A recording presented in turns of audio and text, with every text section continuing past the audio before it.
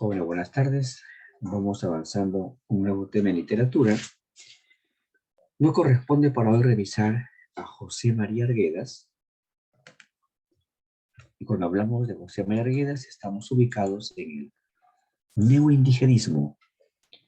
No olvidemos que la corriente en forma total se denomina indigenismo.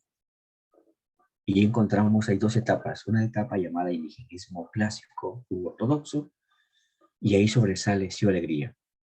Luego la segunda etapa, el neoindigenismo, o también llamado indigenismo heterodoxo, y ahí sobresale José María Arguedas. Si aquí observamos, aquí tenemos a representantes. A ver, vamos a dejar de compartir un ratito para otra diapositiva.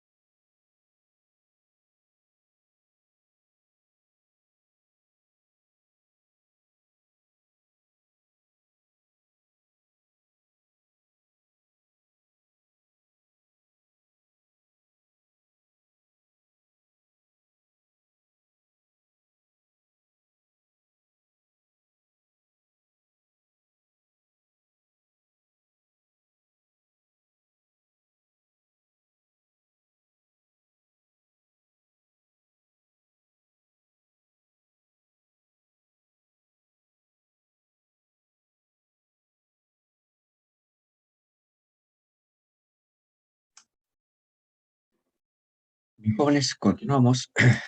Este fue un rato el sistema, pero ya regresó. Entonces nos quedamos hablando de José María Arguedas, y cuando hablamos de Arguedas, estamos en el indigenismo, pero una etapa, en el neoindigenismo. Y por aquí tenemos al representante del neoindigenismo. De hecho, que el es el autor de hoy, José María Arguedas. Y encontramos más autores, ¿no? Por ejemplo, tenemos a Lucio, a Edgardo Rivera Martínez, a Eleodoro Vargas Vicuña, Eduardo Zabaleta, y de hecho que otro muy importante, Manuel Escorza, sobre todo con su Hoy debemos centrarnos en José María Arguedas y sobre todo su gran novela Los ríos profundos. Ahí está José María Arguedas. José María Arguedas, en los años 60, fue invitado a un evento en Arequipa. En Arequipa, él nos contó parte de su vida, nos contó 15 años de su vida, lo que vivió sobre todo de 1911 a 1900. Este discurso, él mismo lo llamó Soy hechura de mi madrastra. Ojo, soy hechura de mi madrastra. Vamos a escuchar este audio grabado. Y esto que nos cuenta no únicamente tiene que ver con su vida, sino que buena parte de lo que él nos cuenta lo recrea para escribir su novela Los ríos profundos. Nos concentramos en escuchar el discurso de Arguedas titulado Hechura de mi madrastra.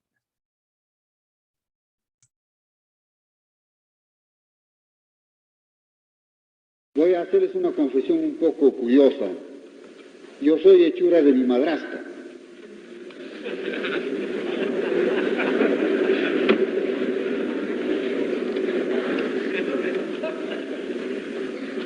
Mi madre murió cuando yo tenía 2 años y medio. Mi padre se casó en segundas nupcias con una mujer que tenía 3 hijos. Yo era el menor y como era muy pequeño, me dejó en la casa de mi madrastra, que era dueña de la mitad de un pueblo. Tenía mucha servidumbre indígena y el tradicional menosprecio e ignorancia de lo que era un indio. Y como a mí me tenía tanto desprecio y tanto rencor como a los indios, decidió que yo debía vivir con ellos en la cocina, comer y dormir allí. Mi cama fue una batea de esas en que se amasa para hacer pan, se amasa harina para hacer pan, todas la conocemos. Sobre unos pellejos y con una frazada un poco sucia pero bien abrigadora. Pasaba las noches conversando y viviendo tan bien que si mi madrastra lo hubiera sabido, me habría llevado a su lado en donde sí me habría atormentado.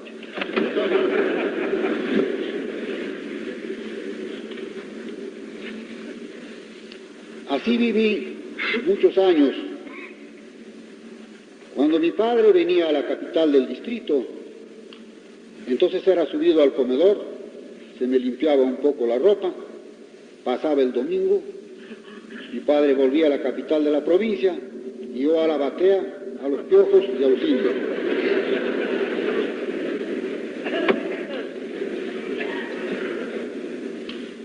Los indios y especialmente las indias vieron en mí exactamente como si fuera uno de ellos, con la diferencia de que por ser blanco, acaso necesitaba más consuelo que ellos.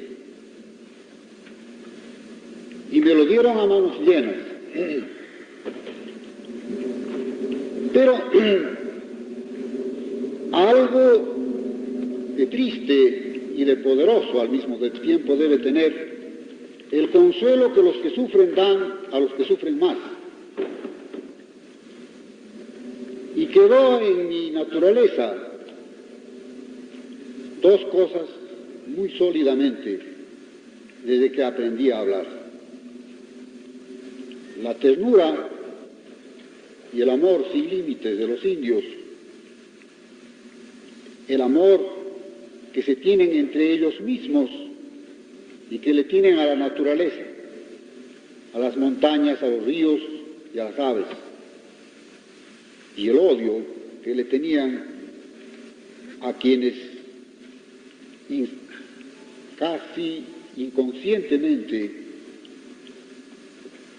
y como por una especie de mandato supremo los hacían padecer.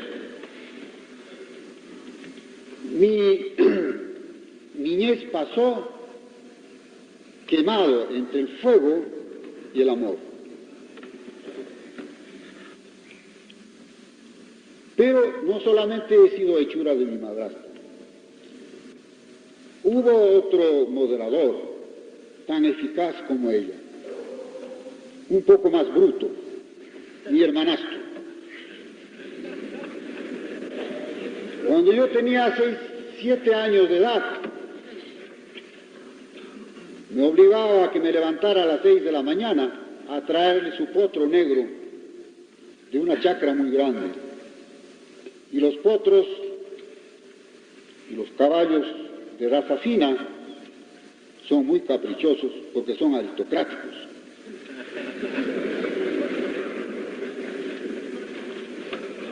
Unas veces se dejaba agarrar con gran mansedumbre, pero otras veces me hacía sudar hasta más de 1 hora hasta poder enlazarlo.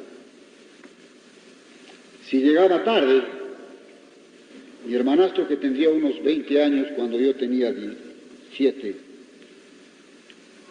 me trataba muy mal delante de la servidumbre.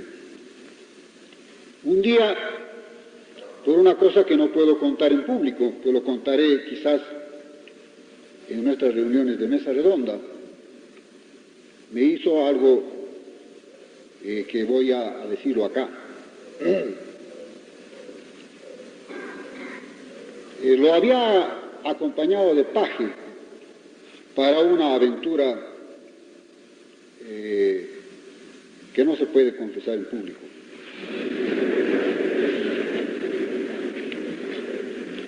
Me hacía montar en un burro creyendo humillarme. El burro se llamaba Azulejo.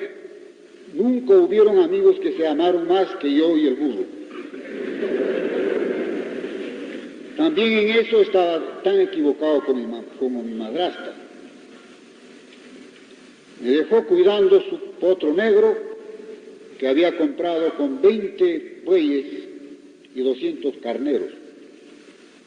Cuando regresó de su aventura indecible, me reprochó que había hecho perder su poncho de vicuña. No me constaba que hubiera estado sobre la montura. Levantó el rebenque para pegarme en la cara y a última hora se arrepintió. Espoleó al potro y se fue cuesta arriba a toda velocidad mientras yo iba conversando con quizá con uno de los mejores amigos que he tenido en este mundo, el Azulejo inmortal. Cuando llegué a la cocina, me puse a comer mi riquísimo mote, porque a mí la servidumbre me trataba mucho mejor que a los patrones, porque era el mimado de ellos, pero a escondidas de los patrones. Entró mi hermanastro, estaba tomando sopa y tenía un plato de mote a un lado con su pedacito de queso. Me quitó el plato de la mano y me lo tiró a la cara. Y me dijo, no vales ni lo que comes, que es una cosa que se suele decir muy fácilmente. Yo salí de la casa atravesé un pequeño riachuelo. Al otro lado había un excelente campo de maíz. Me tiré boca abajo en el maíz y pedí a Dios que me mandara la muerte. Yo no sé cuánto tiempo estuve llorando, pero cuando desperté ya era la noche. Mi buen hermanastro se había asustado un poco y me estaba haciendo buscar por todas partes, y la única vez que se alegró de verme fue cuando regresé a la casa esa noche.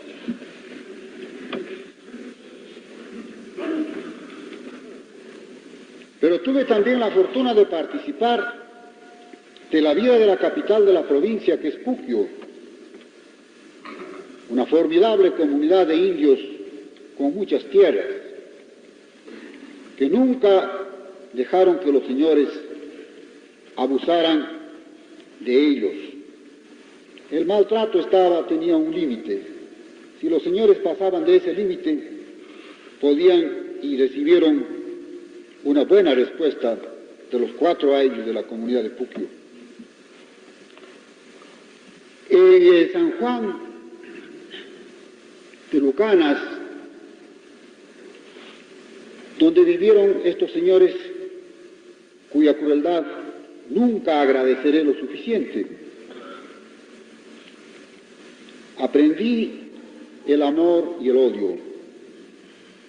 En Puquio, viendo trabajar en faena a los comuneros de los 4 ayllus, asistiendo a sus cabildos, sentí la incontenible, la infinita fuerza de las comunidades de indios.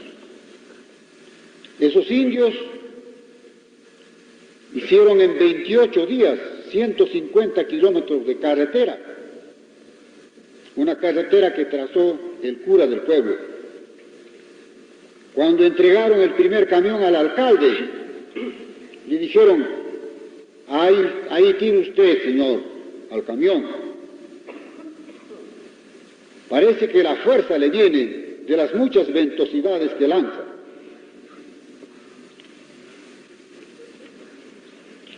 Ahí lo tienen. A ustedes los va a beneficiar más que a nosotros. Mentira. Se beneficiaron mucho más los indios, porque el carnero que costaba 50 centavos, después costó 5 soles, luego 10, luego 50, y los indios se enriquecieron a tal punto que alcanzaron a lograr un nivel de vida y una independencia económica tan fuerte que se volvieron insolentes, y la mayoría de los señores de Puquio se fueron a Lima porque no pudieron resistir más la insolencia de estos comuneros. Pero al momento de hacer la entrega del camión, el barayo alcalde de Chaupi le dijo al subprefecto y al alcalde: en 28 días hemos hecho esa carretera, señores, pero eso no es nada. Cuando nosotros lo decidamos, podemos hacer un túnel que atraviese estos cerros y llegue hasta la orilla del mar. Lo podemos hacer. Para eso tenemos fuerza suficiente. Yo fui testigo de estos acontecimientos y lo viví, y todo este mundo fue mi mundo. Luego empecé a recorrer el Perú por todas partes. Llegué a Arequipa en 1924 y fue honorable huésped de la Casa Rosada.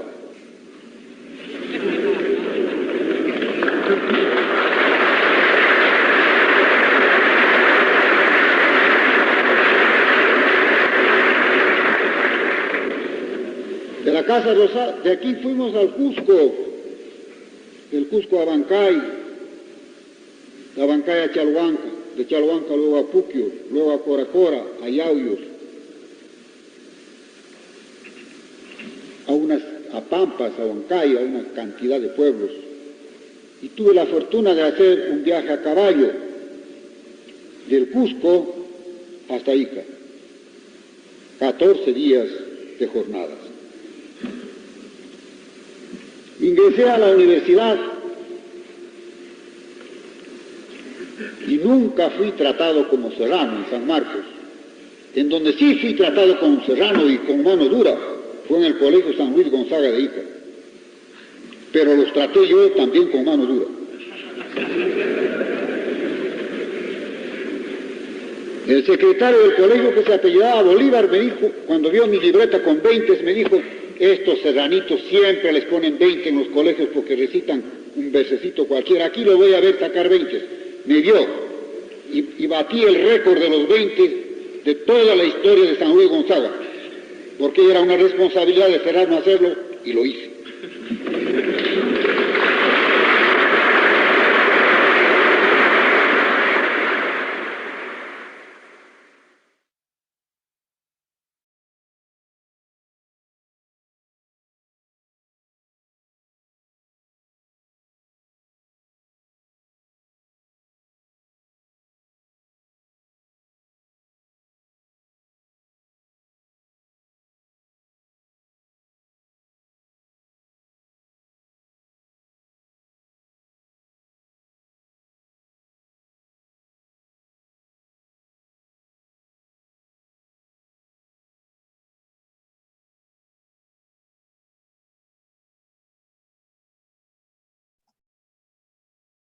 Sinteticemos lo que nos ha contado José María Arguedas.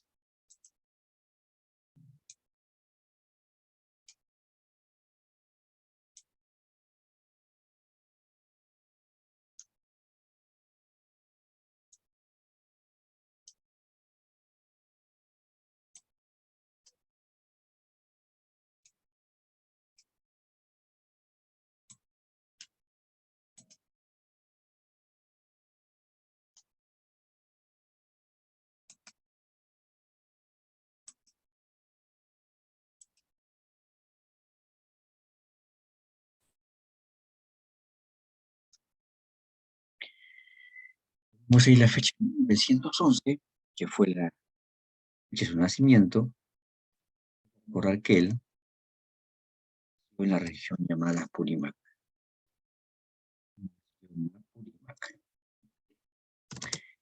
Lugar llamado Purímac, que se ubica al sur, también aparece a nivel del río Profundo.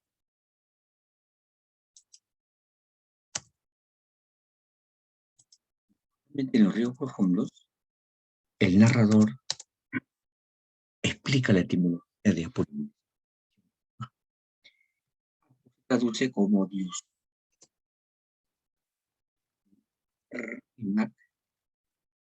Rimac se traduce como hablar. Por tanto, Apurímac significa, según el narrador, el Dios. Luego, estamos en 1917-1920, y ya nos contó José Arguedas en las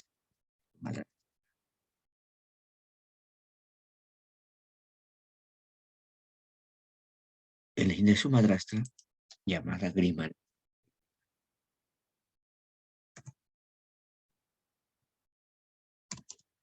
Y aquí justamente va a iniciar dos cuestiones importantes para su obra.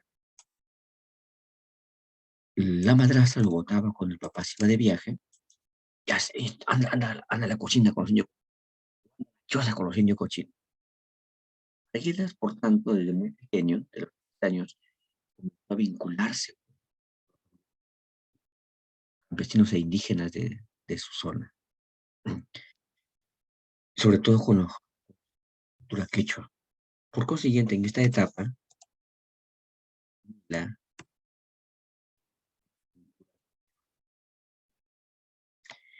cultura va a ser muy referida en sus obras.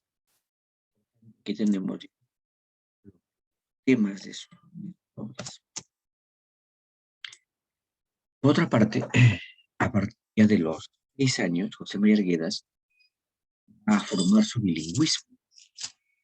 Claro, porque Más a los 5 años, sobre todo, hablaba el castellano. A partir ya de 6 años, comienza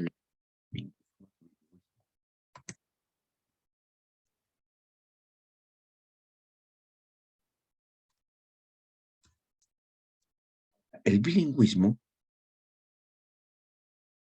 interferencia en la mezcla de castellano y quechua.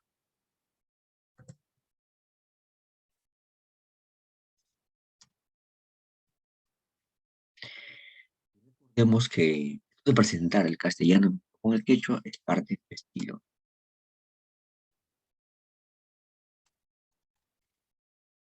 En 1920, que le dice, se ve que hijo, de viajar por moral, acompáñame hijo. Y por tanto, en 1933 viaja por la ciudad. El mismo autor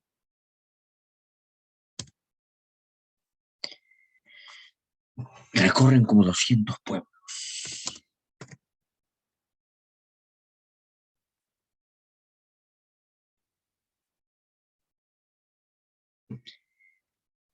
Después de esos viajes constantes durante un año, van a Bancay. Y su papá que le dice, hijo, como más de un año, ya no vas a estudiar aquí en Bancay en un internado.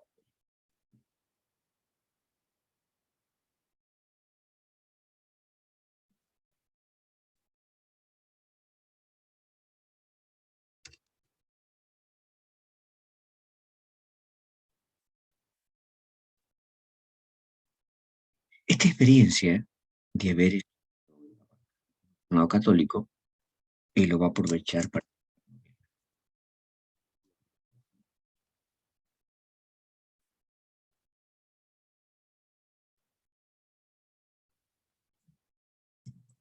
Río Profundo, que se publicó por primera vez en Argentina en 1950.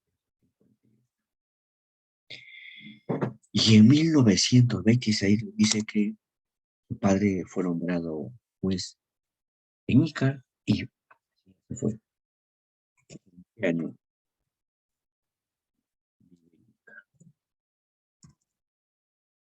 pasemos ya a abordar Los ríos profundos, novela publicada en 1958. Esa novela y otros cuentos y novelas de José María Arguedas fueron estudiadas en un ensayo de Mario de Dios.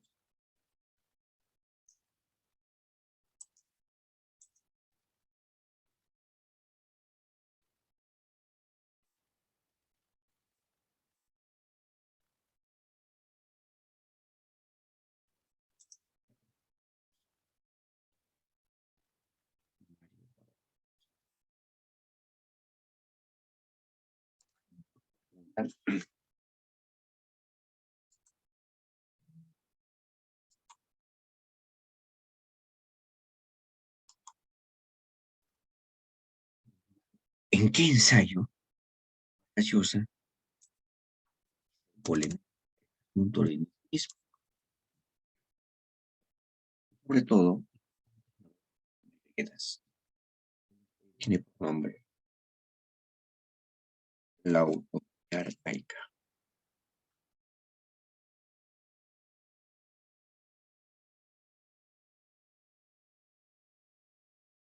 Entonces, este es un.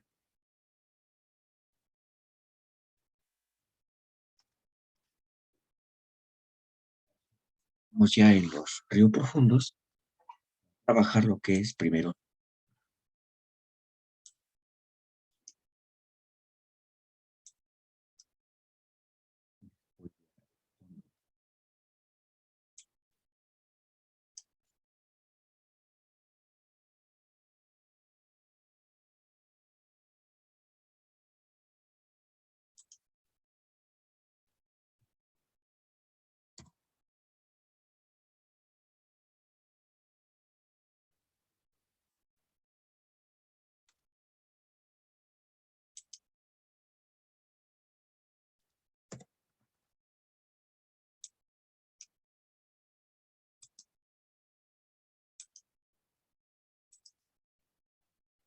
Vamos con la forma. Esta obra en su estructura da 11 capítulos.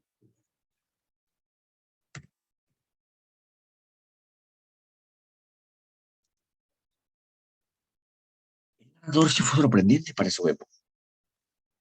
En esa época, por lo común se contaba en tercera persona y que hace Arguedas cuenta esta historia en primera persona protagonista.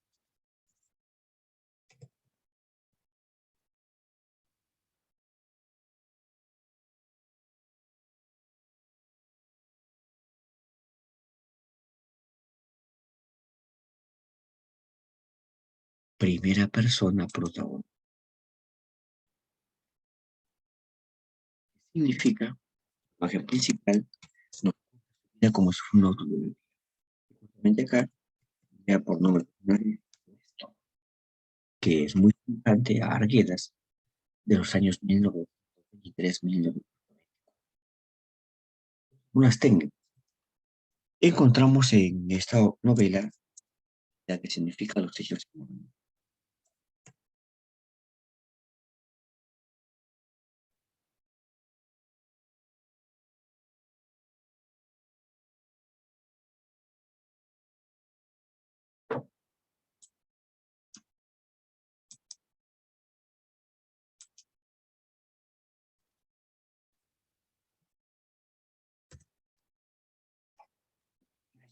Que recuerdo que flashback.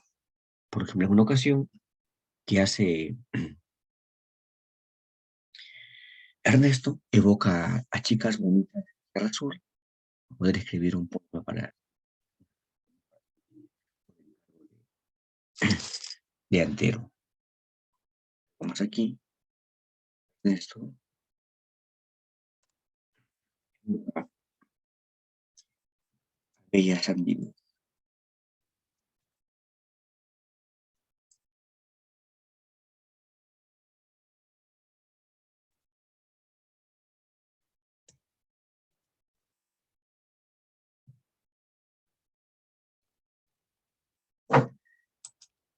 Esto significa que en alguna ocasión el personaje habla solo sobre realismo mágico es cuando fantástico basa nuestras carencias. Como, por ejemplo, en esta obra aparece una enfermedad llamada la fiebre tifoidea, pero en esta obra se le llama que tiene síntomas comunes, ¿eh? Elevada fiebre, dolor de musculares, dolor de huesos. ¿Eh? Pero, según Arquedas, según el narrador, los afectados por el tifus se llenaban de piojos, como si fueran hormigas.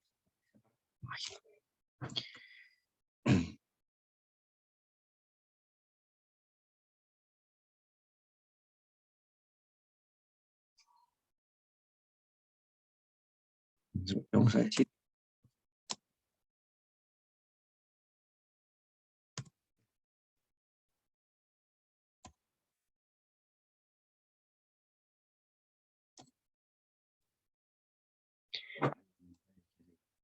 de piojos.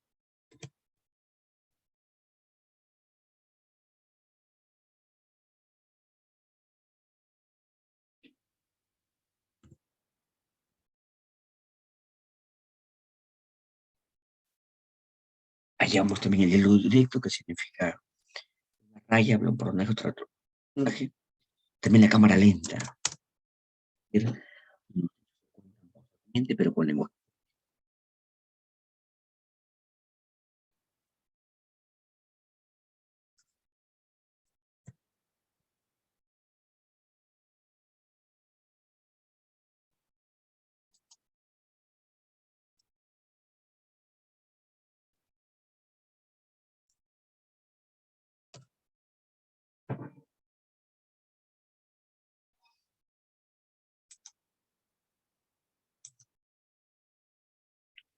Obviamente, pero lenguaje hablable.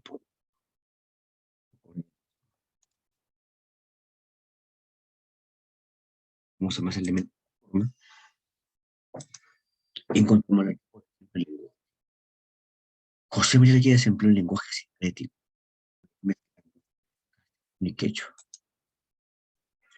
Un fragmento donde un grupo de campesinas rebelan contra el sistema. Personas entró al depósito de sal y llamaron a la cierto. Hay harta sal, hay harta. En esta obra, estas figuras sobresale la personificación.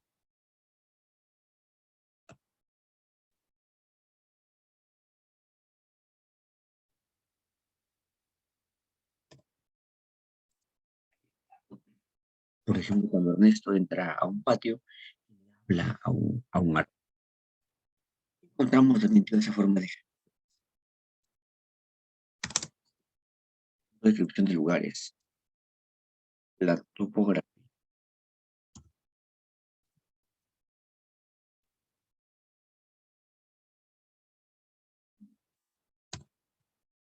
la topografía.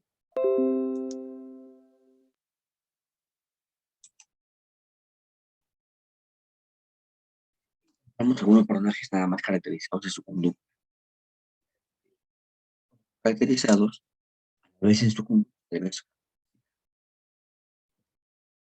También hay costumbres.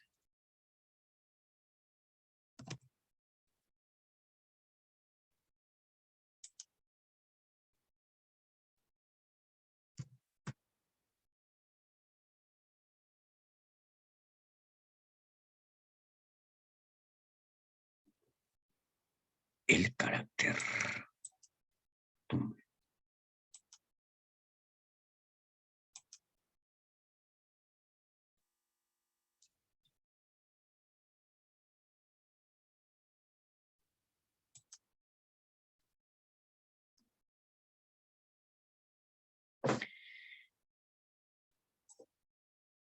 Aquí vale recordar que en esta obra lo que se veía con mucha estética, etnografía,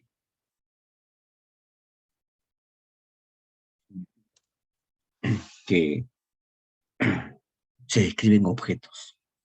Por ejemplo, el capítulo 6 de esta novela, el nombre es un baile.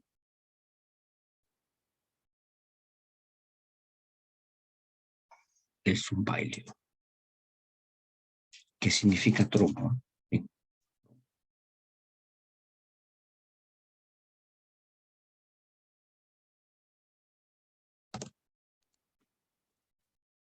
Antes de avanzar al fondo o contenido, escuchemos Merguedas.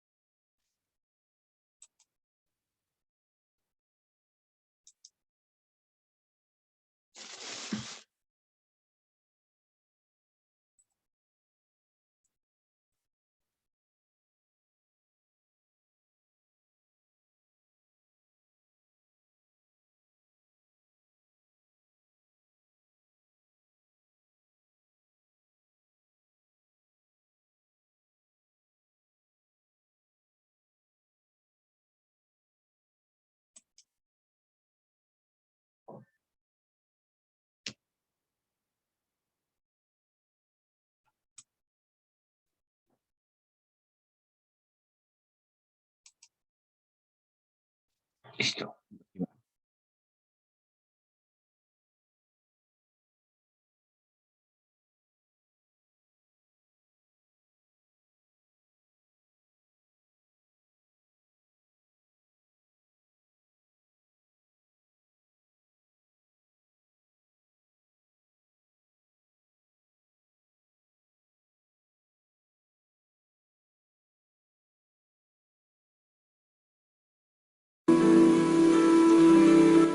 Para un hombre de su sensibilidad, el recuerdo constante de los padecimientos sufridos en casa de la madrastra y la experiencia desalentadora de sentirse un blanco entre los indios y un indio entre los blancos le provocaba una grave crisis de identidad, al no sentirse completamente integrado a ninguno de esos dos mundos. y ni siquiera el cariño y la protección de Celia podían librarlo de aquellos fantasmas que lo visitaban constantemente y que en los años posteriores afectarían dramáticamente la vida y la obra del atormentado escritor.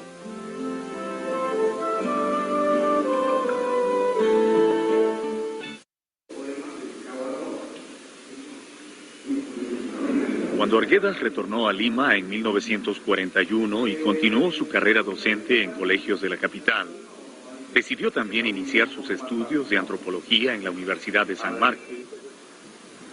Para entonces era ya un antropólogo practicante, que había aprendido los primeros fundamentos de la carrera haciendo trabajo de campo, recorriendo a lomo de bestia los más diversos parajes de la sierra, recopilando información sobre la música, los mitos, usos y costumbres propios de cada localidad que visitaba. Esos viajes darían pie a innumerables artículos periodísticos y ensayos que combinaban acertadamente el rigor científico del investigador y la prosa poética y llena de colorido del escritor andino. Como es un caso excepcional en América Latina, mezcla los géneros literario y científico. Es decir, sus novelas son también ensayos antropológicos. Tiempo después, en 1950, el mismo año en que concluyó la especialidad de antropología, Arguedas fue promovido por el Ministerio de Educación al cargo de jefe de la sección Folclor, Bellas Artes y Despacho. Su actividad principal sería la de evaluar y autorizar la presentación de los diversos artistas folclóricos que llegaban a Lima para hacer funciones en los coliseos. En el Perú de aquellos años, la palabra coliseos nombraba a los locales abiertos o techados con carpas de circo, ubicados en diversos barrios populares de Lima y en donde se presentaban música y danzas del folclore andino.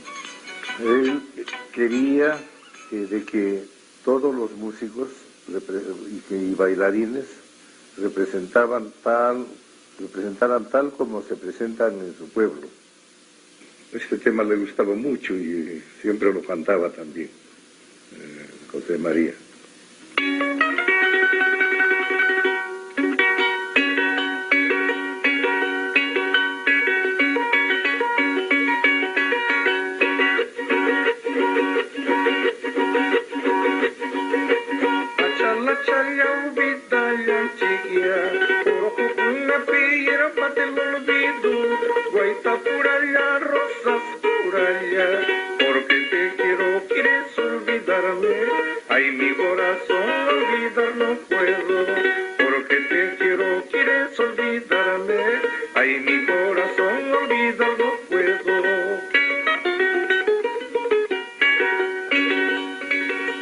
En la música, José María Arguedas encontraría el estímulo que le permitía afrontar sus periodos de crisis y continuar escribiendo. Fue así como el narrador logró alcanzar su punto más alto en el año 1958, con la publicación de su novela Los ríos profundos. En esta obra, esencialmente autobiográfica, Arguedas relata las experiencias de Ernesto, un muchacho de 14 años en un colegio de Abancay, al que llega luego de recorrer junto a su padre diversos lugares de la sierra. 30 años después de su publicación, Los ríos profundos es considerada como la obra maestra de José María Arguedas. A medida que crecía su prestigio, fueron creciendo también sus responsabilidades como funcionario público, llegando a desempeñarse como director de la Casa de Cultura y posteriormente como director del Museo Nacional de Historia, además de su labor como docente en las aulas de la Universidad de San Marcos y posteriormente en la Universidad Nacional Agraria. En 1964 publicó la novela Todas las Sangres, su narración más extensa. En ella, el autor intenta retratar la totalidad social del país, con sus diversas escalas y jerarquías, sus anhelos y frustraciones. A diferencia de la unánime aprobación que mereció Los ríos profundos, su obra anterior, Todas las Sangres fue duramente criticada. Los comentarios de quienes afirmaban que su descripción de la vida en los Andes no se ajustaba a la realidad lo ofendieron profundamente. Para un escritor como él, que se valía de la literatura no para crear mundos imaginarios, sino para retratar fielmente el universo andino, tales afirmaciones provocaron heridas profundas en su sensibilidad y le llevaron a decir que ha sido casi demostrado por dos sabios sociólogos y un economista que el libro Todas las Sangres es negativo para el país. No tengo nada ya que hacer en este mundo. Mis fuerzas han declinado, creo que irremediablemente. Pero este comentario de Arguedas no era motivado únicamente por las críticas a su novela. En aquel momento, la vida del escritor se encontraba atravesando uno de sus momentos más difíciles. Luego de un progresivo deterioro, la relación con Celia Bustamante había llegado a su fin tras 25 años de matrimonio. Cuentan que a las constantes crisis nerviosas de José María, cada vez más pobladas de insomnios e insoportables dolores al cuello y la espalda, no tardaron en sumarse los sentimientos de culpa por no amar a la esposa que lo había querido y protegido con abnegación. Pocas personas sabían entonces que ya había otra mujer en la vida de Arguedas. Se dice también que la gota que colmó el vaso fue un penoso incidente que le tocó vivir como director del Museo de la Cultura. Ante una drástica reducción presupuestal, José María recibió la orden de despedir a varios empleados que trabajaban para él. Estos, desesperados, le suplicaban una y otra vez para que interceda por ellos ante sus superiores, aun cuando sabían que de nada serviría. Con los nervios destrozados, el escritor intentó suicidarse en su oficina del museo. La mañana del 11 de abril de 1966, luego de escribir algunas cartas de despedida, se tomó un frasco de pastillas de Seconal. Pero antes de que esa sobredosis terminara con su vida, Arguedas fue descubierto por un trabajador y llevado a tiempo al hospital del empleado.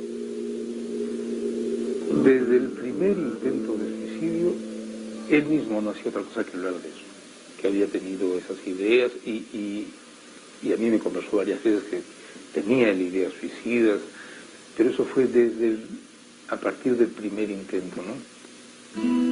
Sin embargo, ocurrieron algunos hechos en la vida de Arguedas que le permitieron vislumbrar una esperanza. Poco antes de su fallido intento de suicidio, el escritor empezó a viajar constantemente a Chile, sometiéndose a sesiones de psicoanálisis con la doctora Lola Hoffman, en busca de ayuda para afrontar sus conflictos psíquicos. Además de la terapia, Arguedas aprovechaba su presencia en el país vecino para visitar a conocidos intelectuales. Y fue así como en una reunión en casa del poeta Pablo Neruda, conoció a Sibila Arredondo. A pesar de la diferencia de edades y de caracteres, no tardaron en congeniar. Y pronto, ante la sorpresa de muchos, Arguedas, el hombre tímido y decididamente conservador, se vio enfrascado en un ardiente y precipitado idilio con la joven chilena, moderna y emancipada, cuyos arrebatos, lejos de ahuyentarlo, lo atraían mucho. En 1965, el mismo año de la separación de Celia y José María, Sibila se instaló en Lima, y una vez fallada la sentencia de divorcio de Arguedas, la singular pareja se casó en segundas nupcias en mayo de 1967. Profundamente enamorado, José María pareció rejuvenecer temporalmente. Junto a Sibila lucía entusiasta y lleno de proyectos. Pero esta reconfortante etapa de su vida no había de durar mucho.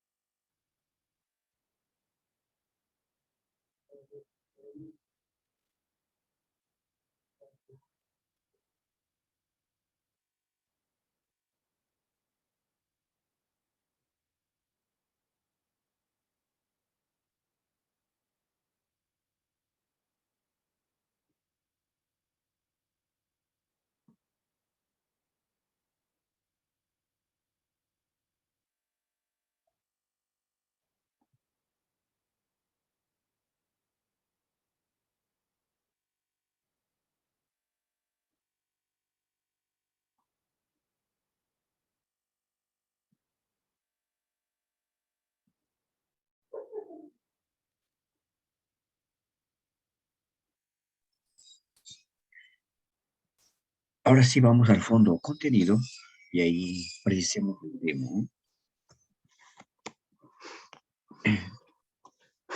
Vamos a encontrar en esta obra que está Ernesto, que es un pronóstico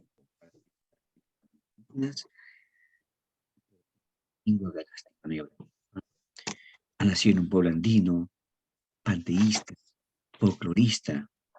Sin embargo, debe vivir un tiempo, un internado, en un mundo diferente. Y por consiguiente no se va a sentir plenamente bien ahí, va a entrar en conflicto. Dicho de otra manera, el tema es la oposición.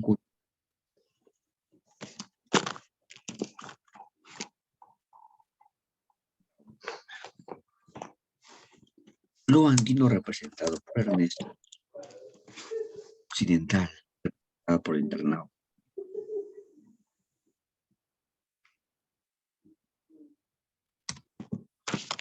Además, vamos a encontrar en esto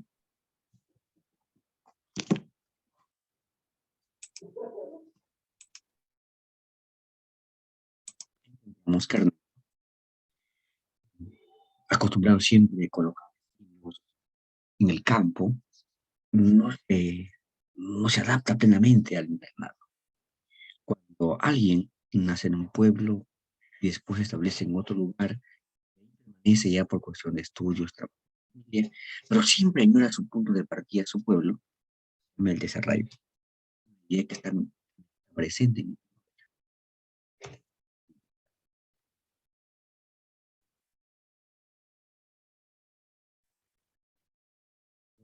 Como los ambientes. Título dado en el Cusco. El segundo capítulo ambientado en la sierra.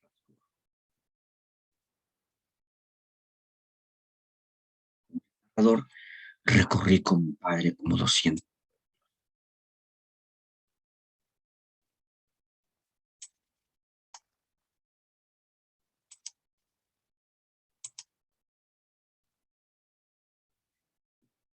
El 3, la obra con.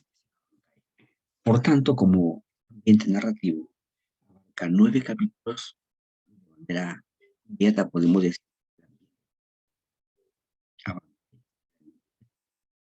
Lo profundo.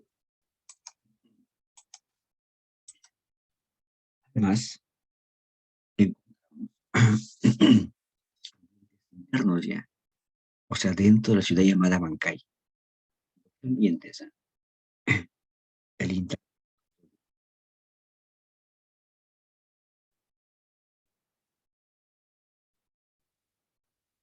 Además, Ernesto los fines de semana aprovechaba para, como tenía libres sábados y domingos, él no prefería quedarse en el internado, prefería irse al centro histórico de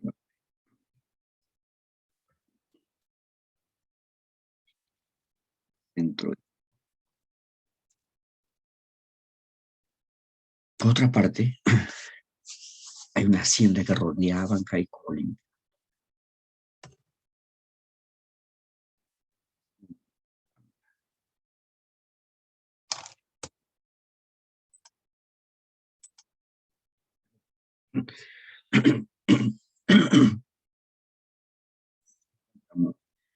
Un barrio folclórico, un barrio que en Bancay y es habitado fundamentalmente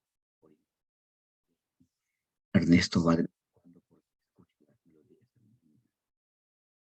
Candina, las danzas andinas, el barrio folclórico.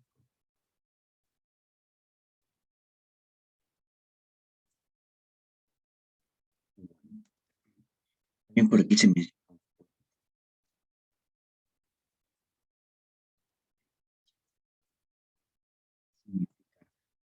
sobre el mundo.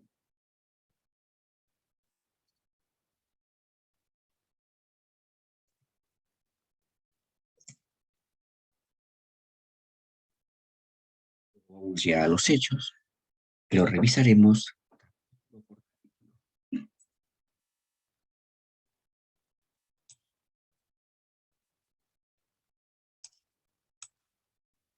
El primer capítulo del viejo. Justamente aquí Ernesto con su llama, que le dice, ¿sabe qué, hijo? Vamos a visitar a uno de mis primos, llamado el primo de mayor edad, pero si nos hace mala cara, nos trata mal, no le hagas caso. Es, es mezquino. Segundo capítulo. Ernesto nos dice, ver un abogado viajero. Y de pronto, ¿qué le dice? Que hijo Ernesto,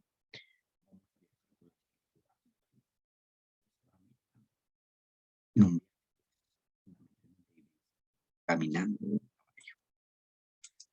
no pues a Paraguay, Guaylasiao, Yehuancapi, Guama.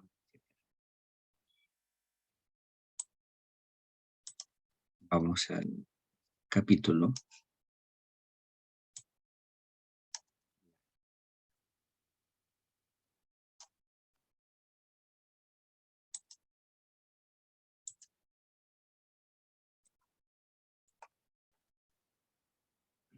Su padre que le dice cuando llegan a Bancay, ¿sabes qué, hijo? Acá hay un internado católico, ya te matriculé.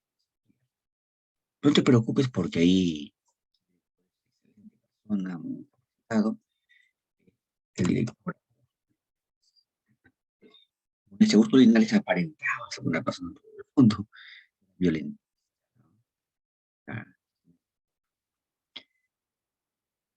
Y su papá que le dice, ¿sabes qué? Mi permiso, irnos. Voy a regresar. Ernesto al siguiente día va a la habitación de su papá y encuentra que está un campesino ahí también. Le dice, ¿sabes qué, Ernesto? Un hacendado, soy de Chalhuán, me ha arrebatado parte. Tu papá hemos revisado la sentencia y tu papá me dice que el juez no concordó, que un juez honesto hubiera dejado. Por tanto, a llevar a tu papá, velar y pronto demostrarle al hacendado.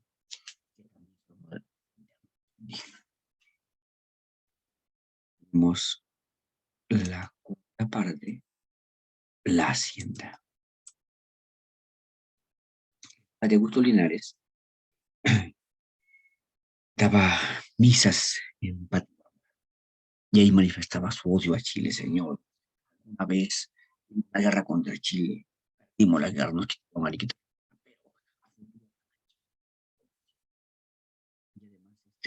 Padre Augusto Linares elogiaba a terratenientes y a hacendados. ¿Y por qué? No porque se lo merecían, sino porque en esa época los hacendados construían en cada hacienda una pequeña y también aportaban económicamente para el Linares. Habría que elogiarlos, sus acciones sean negativas. Porque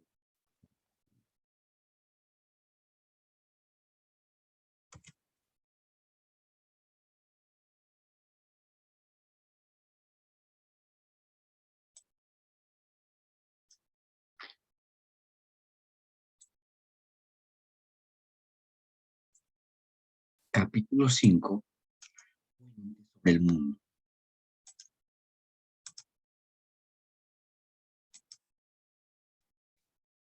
Ernesto, una ocasión bárbaro, va por flor de indígenas.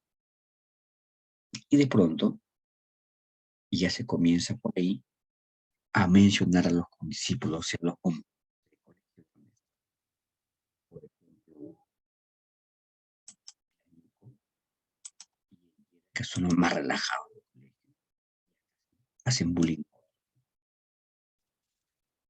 Encontramos también ¿no? La OPA Marcelino.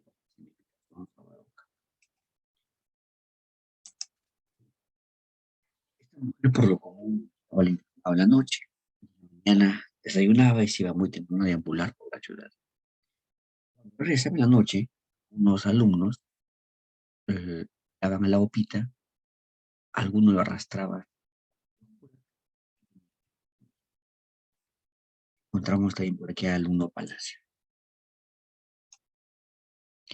que era monolingüe y por igual internado y no aprendía nada porque el profesor explicaba y no lo entendía. En la parte final ya, un poquito porque ya está dominando. Tenemos por aquí al Peluca, el alumno, bueno, yo estaba emocionado por el video, le escuchaba, se excitaba.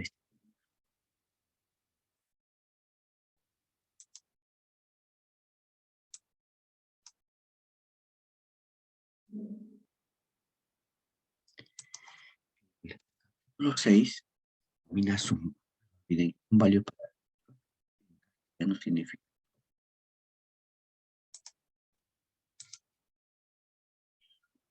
Y Ernesto justamente va a describir objetos, por ejemplo, describe a un llamado el Tancailo, o también a una enorme, metro y medio, que es la corneta, pero formada por cuatro.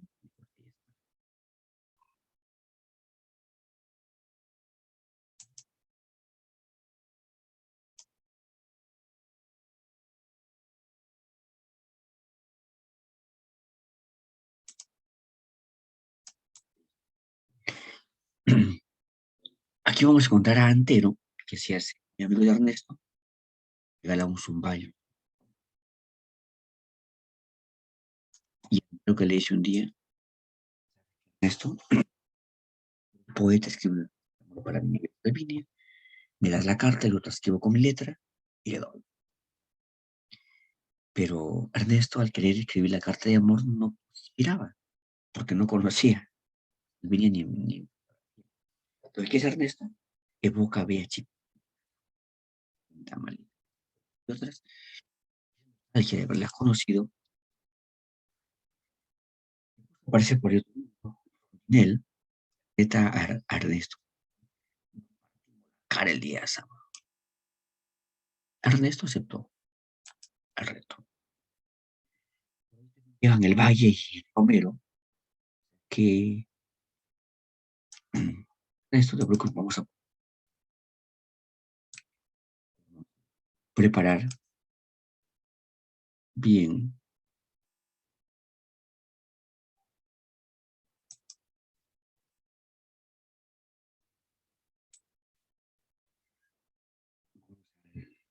¿no? El motín. Viene un día que hace, como reto sacar Ernesto, parece una película que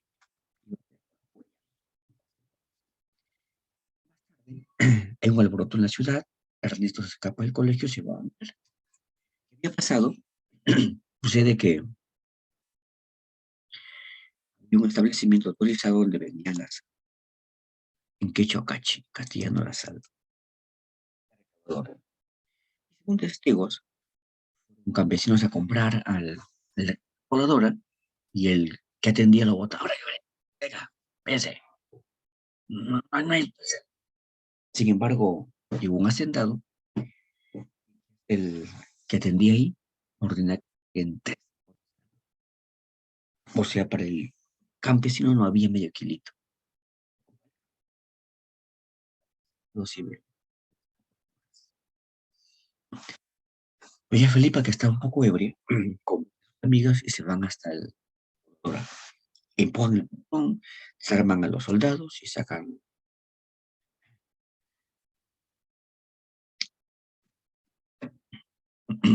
la sal y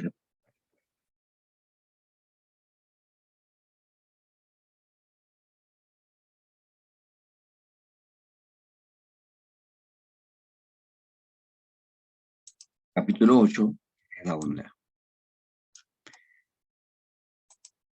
De esto, llega el internado de Linares, lo lleva a una especie de iglesia y a la portera la que ¿cómo se te ocurre esta criatura? Es un alemán. Bueno, más tarde, el alumno Lleras, fútbol con el hermano Miguel.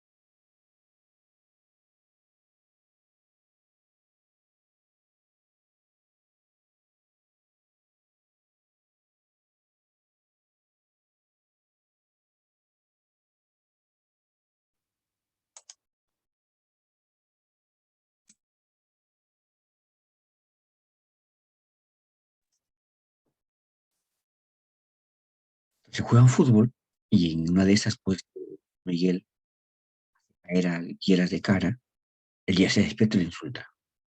El Lleras se levanta y lo oye. Pero Miguel lo cogió del cuello, le rompió la cara. Lo 9, Calicanto. Días buscando a Doña Felipe.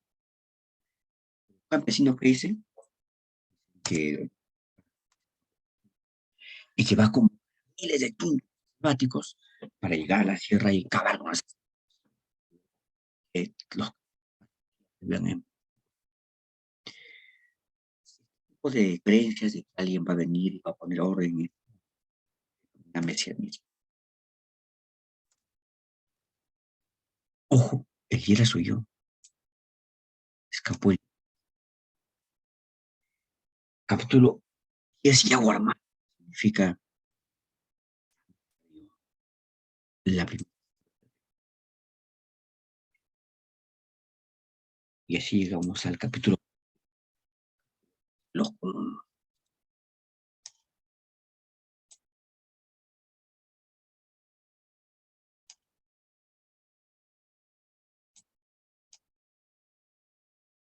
La policía seguía buscando a Doña Felipa, pero ¿no? De pronto Gerardo se vuelve muy pero y Antonio ya se va para esto. Gerardo un día se pelea, ¿no? Una pelea rápida. O sea, de pronto, la enfermedad llamada la fiebre tifoidea había llegado al campo, a las barriadas, y ya había afectado a muchas personas del centro.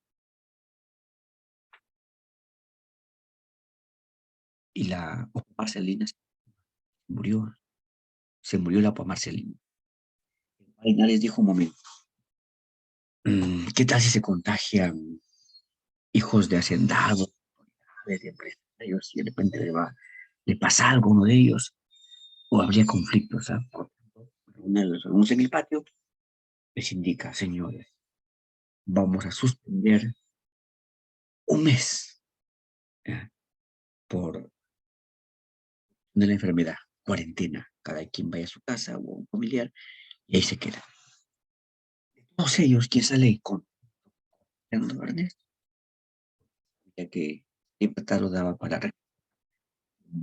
al campo a integrarse con sus.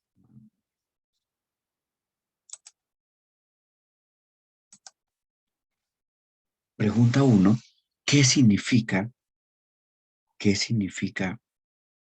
puente sobre el mundo? No olviden que nos referimos a puente para.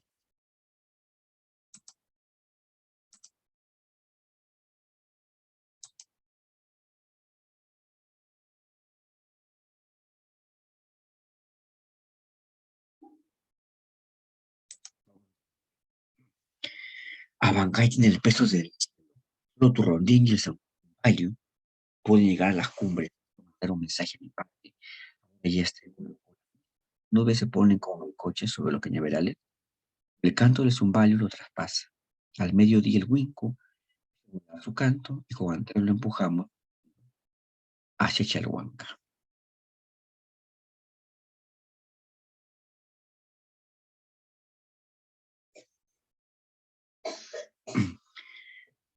Este fragmento será en el sí, por un fragmento de Río Profundo. El botón ahí dice, ahora ya está en Coca-Cola. En común sería, están ya ahora. Cambio de orden y habla aquí de Antero se refiere a su amigo.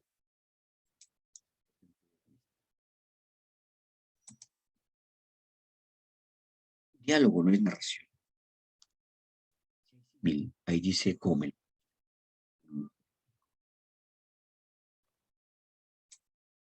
Dos. ¿Cómo se llama la enamorada del Candela? El Candela es Antero, Salvinia.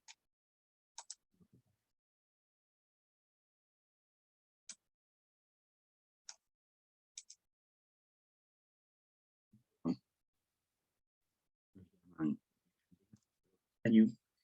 Y el mar Casca.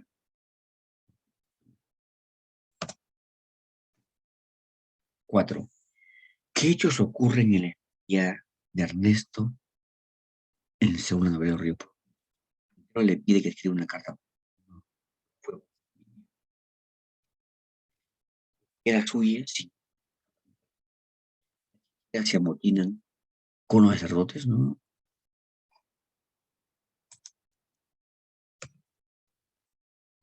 Los internos se pelean por la voz Marcelina. El Palinares, una vez de lo peor sea la cruel así. El tifus. 2.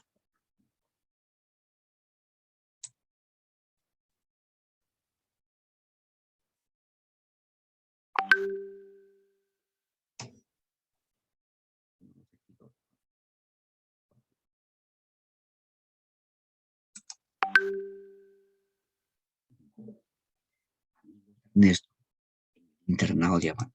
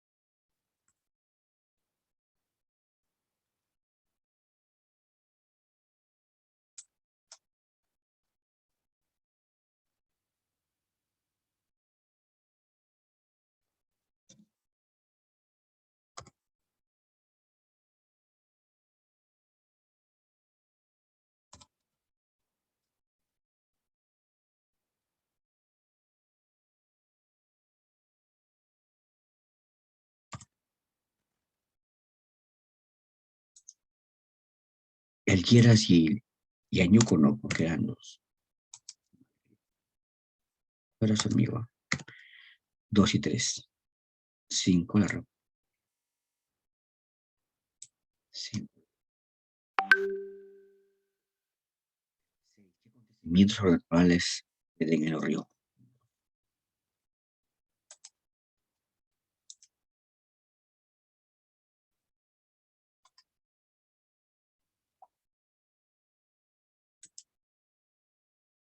Animales conversan, ¿no? Los tienen, por ejemplo, piedras. Las piedras hablan. Ernesto envía mensajes a su padre a través del Zoom. Las piedras del Cusco. Sí.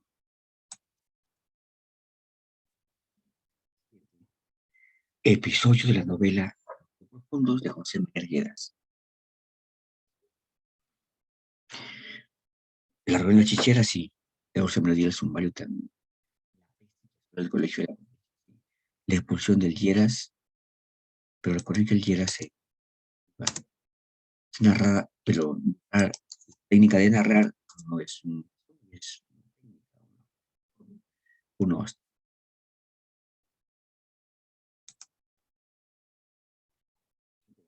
Los ríos profundos, bien de principal, Abancay.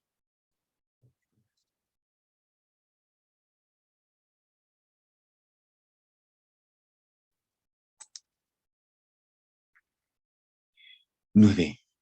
Arguedas a través del mismo, como presenta al indio como ser laborioso de pensar si el indio ya no es un ser sumiso, sino que actúa, se defiende, ¿cierto?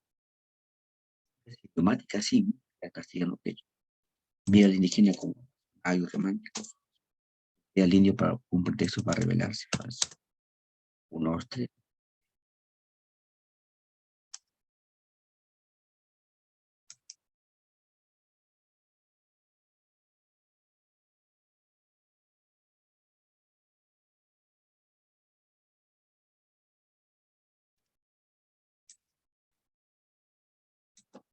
Unos tres.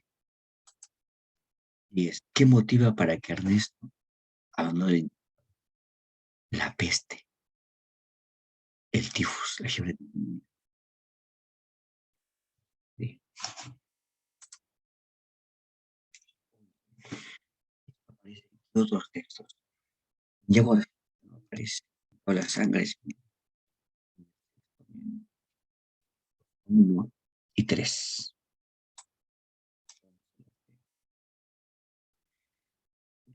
Son cuentos de José María Arguedas. O la sangre es el poemas. 2 y 3 nada más. 12 la E.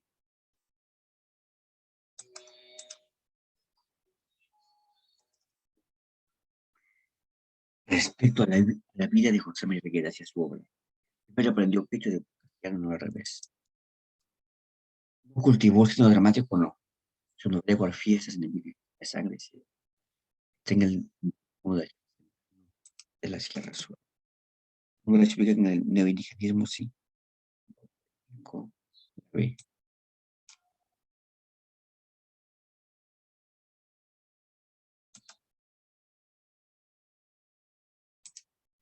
14. Es una carta que escribe Ernesto para Salvini. La intensificación lírica, sí. Hay lirismo en un momento. Esta carta va dirigida a Alcira.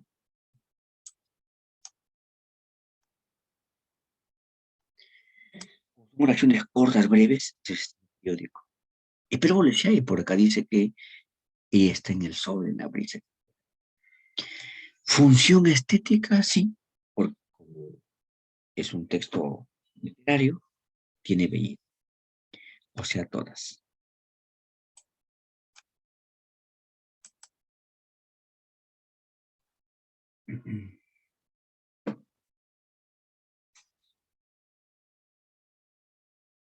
Pero un momento.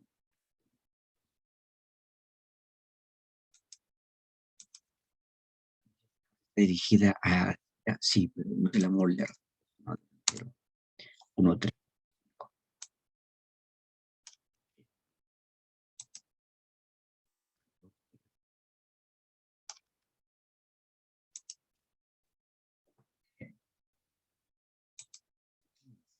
Alto Río Profundo se ubica dentro del ¿sí? El nivel estándar no es una medición que R2 que prevalece en el paciente.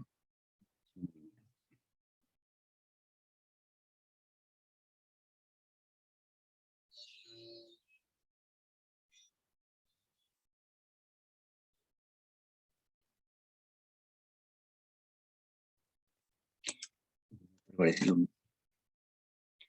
1, 2, 5. La D.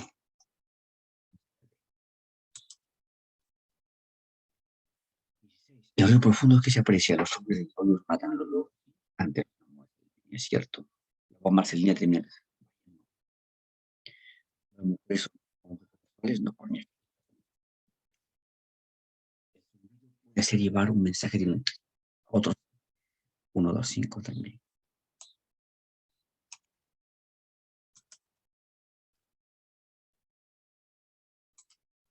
Vamos a pasar a PDF de diapositivas.